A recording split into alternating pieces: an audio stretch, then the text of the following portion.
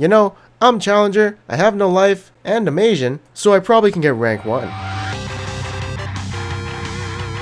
Last time on Dragon Balls in My Mouth, we were at 487 LP, and we're very close to getting 500 LP, which is something we're trying to reach at the moment. And then, you know, after that it'll be 600 LP, and then 700 LP, and you get the idea. So this next game, we'll decide if we get 500 LP or not.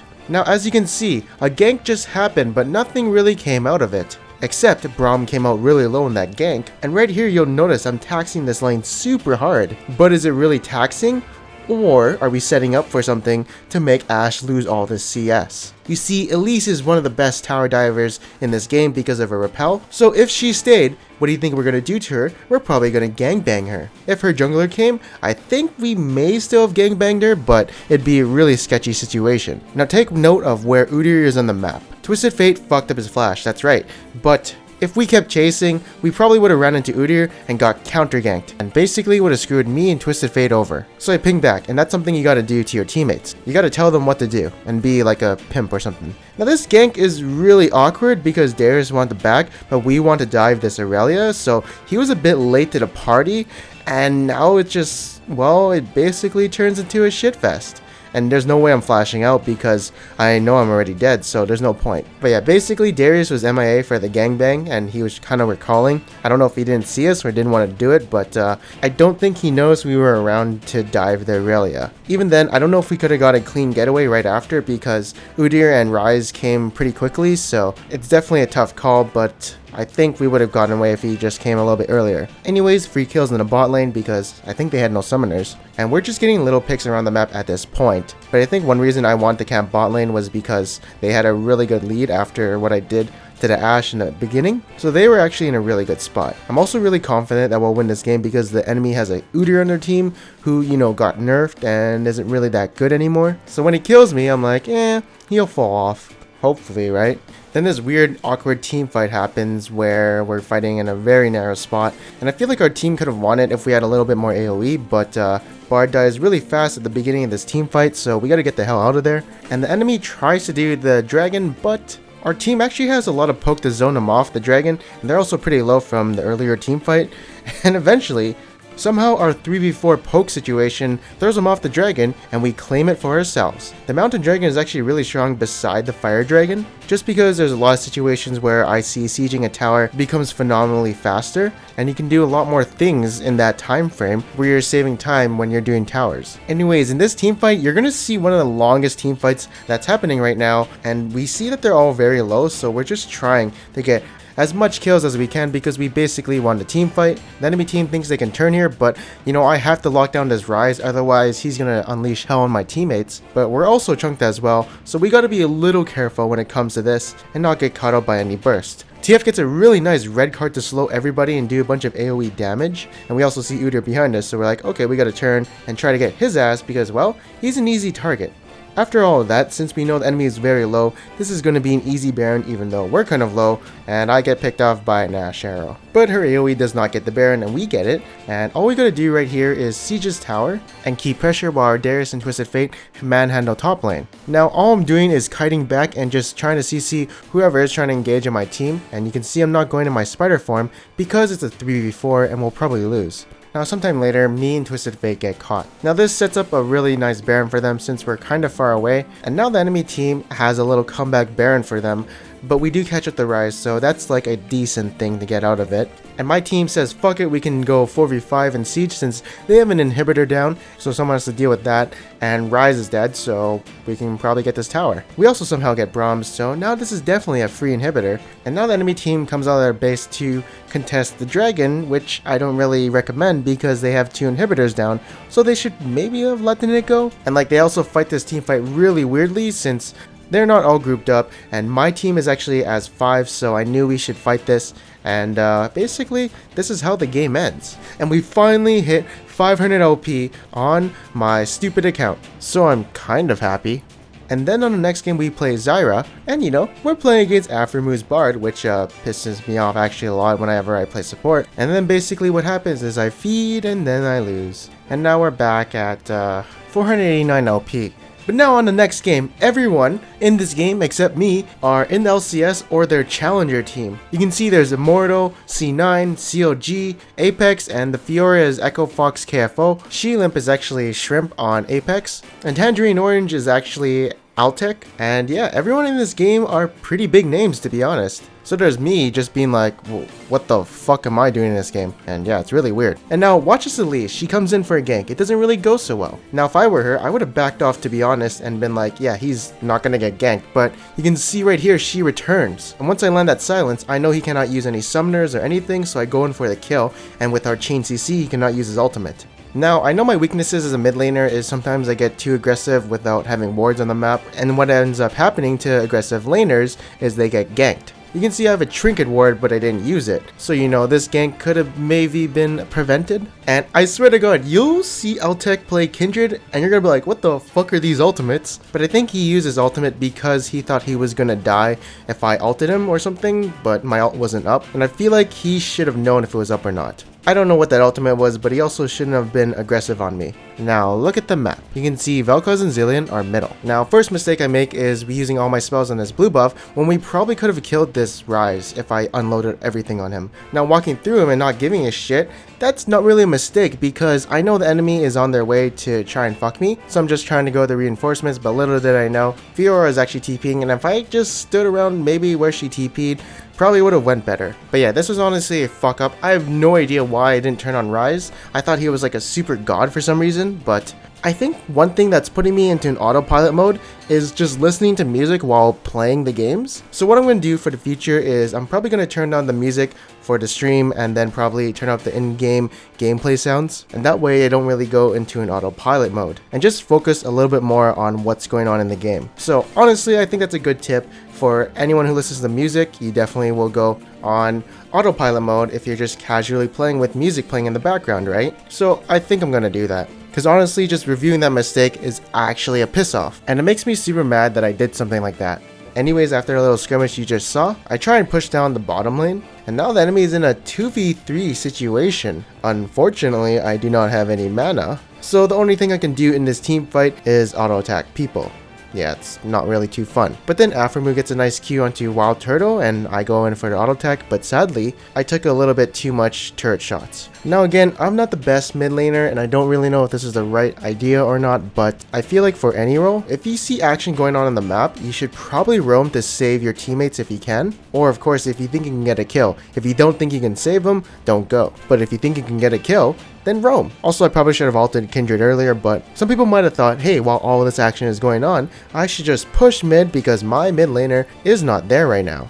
Now, I'm very confused on what just happened, but they face checked this bush and we get a kill on Vel'Koz. I think they saw me, you know, going to the turret, but then they didn't see me do a 180 and go into the bush. I don't know. I also probably could have got a double kill there if I EQ'd the Vel'Koz and then used my ultimate on Ezreal, but I'm not 100% sure if that would have worked. Now right here, this is actually a really good team fight and I can probably get a triple kill since my aids would spread when someone dies, but unfortunately Ezreal has heal and Zilean also has flash, so the aids won't spread, and then we trade 1 for 1. Well, 1 for 2 because Fiora died earlier. But yeah, I think if I known that Zilean had flash, I probably should have E'd Ezreal. That's like the only way I feel like we could have came out on top. Next up we catch out Ryze, but I overkill him by using my ultimate. I didn't want him flashing though, so that's why I did that, but if I had saved my ultimate, we probably could have got a kill on Kindred. Now, I have no idea why Altec goes aggressive on me, but you can't really go aggressive on someone who can kite you and has these, you know, voidlings to fuck him up. So I have no idea why he did that, and then all of a sudden has a TP coming in, and I don't know why he didn't cancel it, but I don't know what they call this. I guess you can call it a clown fiesta, but hey, you know, I'll take it. And so with that kill, we siege down the mid tower, but honestly, we probably should have retreated after having no minion wave, and I actually go super aggressive because I think I can kill him with my E and red buff, but I wasn't really too sure. But in the end, this is actually a really bad mistake because a bunch of people die off it, and then the enemy starts doing the Baron off 2 kills. So I come in with the TP home guard gank, using my spells to check if they're actually just not doing it and camping a bush, but then they actually do it and get away with it. So what we have to do now is turtle and wait out the Baron or find some picks. Unfortunately, they do find a pick on me because he actually lands a double bomb that was on a minion that actually caught me off guard, so I died for that mistake, but it was a pretty good bomb setup. And they do get an inhibitor off that push, but we do find a turtle with his pants down. Now honestly at this point we're just trying to find picks since the enemy has barons, so that's what we're trying to do, and we find one here. And also just going to point out we can probably 5v5 if the enemy doesn't have baron, because I'm actually super powerful in these team fights. I just need to kite, throw my spells, and since most of the enemies are squishies, I can ult anyone I want, but it's probably going to be the person in the front line. Now, I don't know what the fuck this Kindred ult was, but it wasn't too good, and it also made 0 sense, but I'll take it. Anyways, basically ult anyone in front of me, especially the Rise. I gotta lock him down, and then since I know he's dead, I'll just go on to the Kindred. Now, I feel like I should have stayed because it was only a Vel'Koz, and so I probably could have killed him with Bard, and I probably didn't have to flash away, but I didn't know who it was. I thought maybe it was Ezreal or someone else, so after killing Kindred, I just wanted to get the fuck out of there, because I had taken too much damage on me. But watch this really interesting play that Aphromoo does. I'm actually really surprised that he didn't die off this, but I guess Vel'Koz is really weak right now and he probably has a lot of magic resist.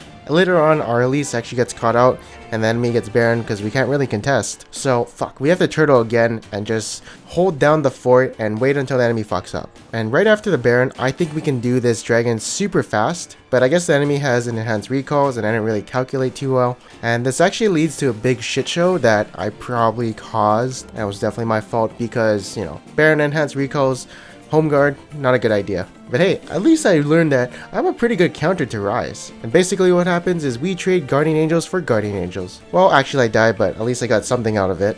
And a little later, the enemy gets to our base. But this is a really good Bard ultimate as it saves our tower and it delays their push. So now it's our time to fight back and a little teamfight erupts and we can definitely catch him since I got Flash, Rallies, etc. And again, my prime target to ult is going to be Rise. Maybe ulting Zilean would be a good idea so he doesn't revive, but he's usually in the back line and I can't reach him. But honestly, our teamfight is so strong that we just have to fight 5v5 and we'll probably win. And that's exactly what we're trying to do. But right here, I actually make the mistake of ulting Kindred for 2 reasons. First off, it wasn't quick enough, so her ultimate actually got off. And the second reason is she actually has Mercurial Scimitar, but she actually never used it when I ulted her for some reason, so that's kind of weird. And I stepped out of the circle because I wanted to get out of there, but I was stunned and slowed, so that really sucks. Definitely should have stayed in the circle. Luckily, my team does win the team fight. Unfortunately, we cannot get any objectives because our base is being overrun by a bunch of super minions. And now you can see our 5v5 is strong, and all we have to do to win this game is straight up 5v5. But right here, we're in such a weird situation where we see people want to backdoor, as you can see in the bottom right, but the enemy also wants to do Baron. So I actually go back and TP, but they know I'm TPing, so they back out and I stop. But this is only a distraction and the enemy gets a Baron. You can see the enemy just has so much mobility and movement around the map that we're basically locked in our base. But what our team really needs is to get some picks or team fights going on, but the enemy knows they can't win 5v5, so they're just trying to out-rotate us. But we do get a kill on Vel'Koz, and now we want more kills with the mobility coming from Bard. And right here, I just want any kills that I can find, and you know, she can't really escape because she has AIDS on her, and I have Rylai's. So this is a free kill onto Kindred, but there's something we forgot, and that was the Ezreal and Zilean, you know, in our top side of the jungle. And I guess we sent too much people in the front line and didn't really expect the back door because we had inhibitors up. And this is one of the reasons why we had to stay in our base and just defend, but this is one of the worst ways I've ever lost in the game of League of Legends. Like, if you're on the losing side of this match, you are fucking devastated. If you're on the winning side, you're very happy. And you can see I'm just like, but I'm also like, ooh, I did good. Well, kind of. I definitely can see the game being different if I didn't do some mistakes I did maybe in the early game. But yeah, shit happens. I think I need to focus a little bit harder though. Anyways, on the next game, it was kind of a stomp. So I'm just kind of screwing around. And I guess the highlight of this game would be this 1v1. But my cocky spirit says, hey, I should BM him a bit before I kill him. Now what I do is try and bait him to my seeds so I can pop some molly. But I missed his root that was really close. And that was kind of crucial to winning this 1v1. And you can actually see he takes a lot of damage, so if I auto-attacked him instead of recalling, probably could have killed him. Oh well, I didn't really care though. The game was kind of won after every lane won, so that's why it was like time to have a little fun. And we gained 19 LP off that.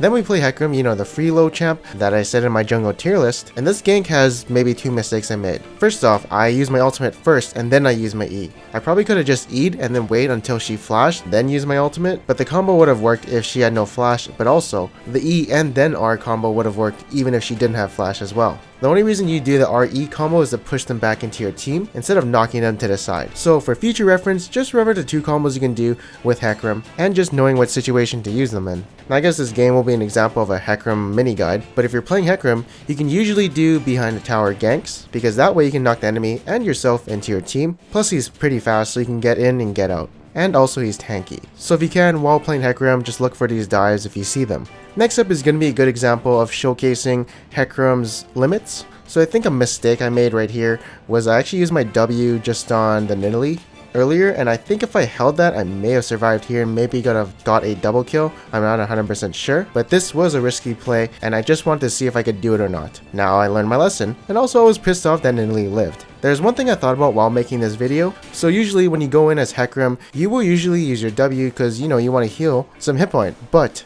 I feel like the usage of my W should be held on a little bit more until I see a lot of damage maybe coming from my team or myself, even though, you know, when you go in and you use your E and R combo, that's where a lot of your damage will come from. But honestly, you can see right here, I just use it whenever it's up in these team fights. If I held on to it until the right times, maybe I could heal more. But that is just food for thought. I mean, there's already too much things happening in a team fight, so I don't know if I can actually do this or not, and maybe just spam whenever it's up. Now, right here, you're probably going to watch the stupidest thing you've ever seen in League of Legends. So what my team does is we pretend to do the Baron by doing interesting movements, and because what we're trying to do is bait the Baron, but they see we're not actually doing it, so our cover is blown, but I don't know if anyone would actually fall for this trick. This is the first time I've ever done something stupid like this. So I say fuck it, I'm going into team fights to get some kills, and just initiate because we're ahead, but I get bursted really fast. Luckily my team is so far ahead that they do win the team fight. And I feel like suiciding for the Thresh was a good thing because, you know, the enemy team committed fully and so they lost the team fight, but I'm not sure if I could have lived and maybe I've done something better. But later on we actually got double inhibitor after some sieging, and since the enemy is so pressured from double super minions, they can't really contest or they lose the base, and yeah, we basically win off that Baron. And that brings us to 508 LP, and 508 LP brings us to rank 122. But that's it for today. I hope you guys enjoyed it. On the next episode of Dragon Ball Z, even though we play with him already in this video, we'll be playing against Afromu, but it looks like he's duo queuing with Hui, so we'll see how that goes in the next episode. And again, if you guys did like this video, make sure to leave a like, and if you didn't, make sure to subscribe. Anyways, I am Panzer Dragon, and I'll see you guys next time.